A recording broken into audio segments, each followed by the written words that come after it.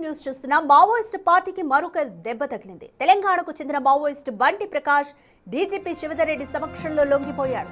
Maoist party అనుబంధ సంస్థ సింగరేణి కార్మిక సంఘం అధ్యక్షుడిగా పనిచేసిన బండి ప్రకాష్ నేషనల్ పార్క్ ఏరియా అత్యంత కీలక ఆర్గనైజర్ గా ఉన్నాడు. 45 ఏళ్లుగా సిపిఐ మావోయిస్ట్ పార్టీలో వివిధ స్థాయిల్లో పనిచేశాడు.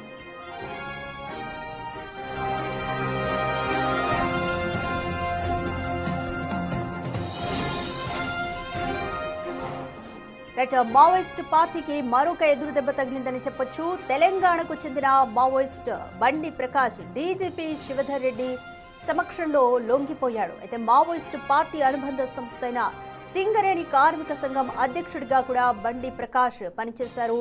నేషనల్ పార్క్ ఏరియా అత్యంత కీలక ఆర్గనైజర్ గా కూడా పనిచేశాడు. బండి ప్రకాష్ 45 ఏళ్లుగా సిపిఐ మావోయిస్ట్ పార్టీలో వివిధ స్థాయిల్లో పనిచేశారు.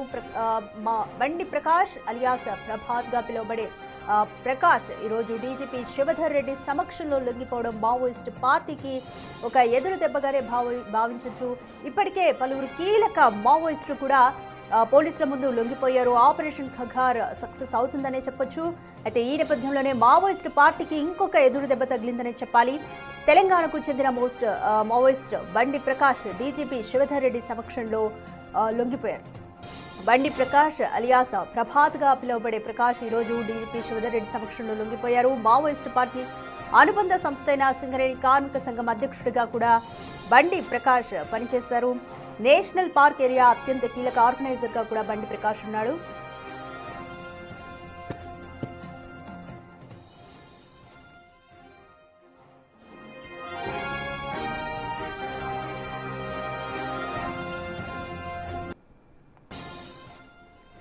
దీనిపై మోర్ డీటెయిల్స్ మా అసోసియేట్ ఇన్పుట్ ఎడిటర్ నగేష్ అందిస్తారు. నగేష్, ఆపరేషన్ కగార్ కంప్లీట్ గా సక్సెస్ఫుల్ గానే అవుతుందని చెప్పొచ్చు. ఎందుకంటే ఇప్పటికే కీలక మావోయిస్టులు కూడా లొంగిపోయారు. ఇప్పుడు బండి ప్రకాష్ కూడా లొంగిపోవడం ఏ విధంగా చూడాలి? Complete details.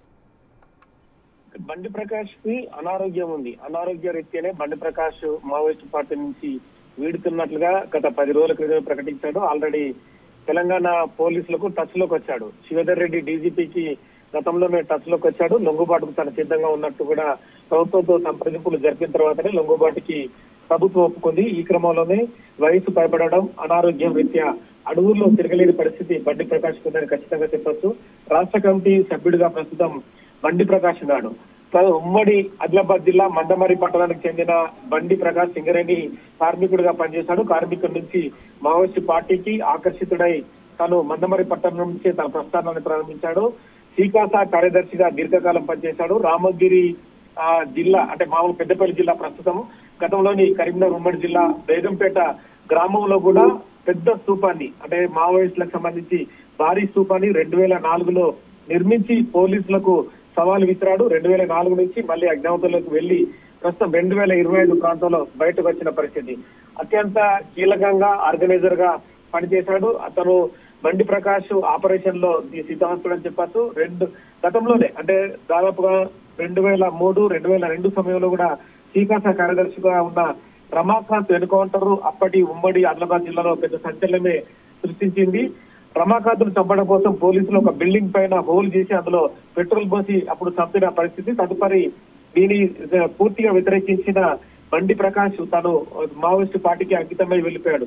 సింగరేణి బొగ్గు గనుల్లో జరిగే ఏదైతే నిర్ణయాల్లో పూర్తిగా వ్యతిరేకిస్తూ సింగరేణి కార్మిక సమైక్యలు కూడా చాలా అత్యంత పటిష్టంగా పనిచేసిందని చెప్పచ్చు. తదుపరి బండి ప్రకాష్ లొంగుబాటు అనేది ఇప్పుడు కొంత మావోయిస్టు పార్టీని నష్టం చేసినా కూడా ఇప్పటికే 45 సంవత్సరాలు పనిచేసిన తర్వాత 60 సంవత్సరాలు పైబడిన బండి ప్రకాష్ లొంగుబాటు అనేది మావోయిస్టు పార్టీలో పెద్ద ప్రభావం ఏం చూపదని చెప్పచ్చు.